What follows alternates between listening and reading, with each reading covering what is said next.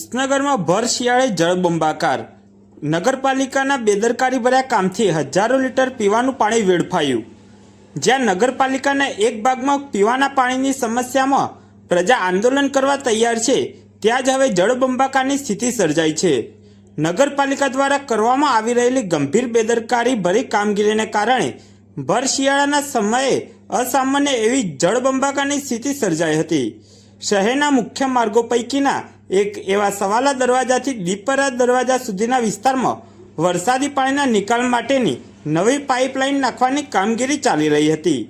આ કામગીરી દરમિયાન પાલિકાના કર્મચારીઓની ગંભીર લાપરવાહી સામે આવી હતી. રસ્તા પર કાદવ કીચડનું સામ્રાજ્ય ફેલાયું હતું. તેમજ હવે જોવાનું રહ્યું કે નગરપાલિકાના ચીફ ઓફિસર કે તંત્ર શું કાર્યવાહી કરશે. Bureau report Bharatji Thakor, Visnagar.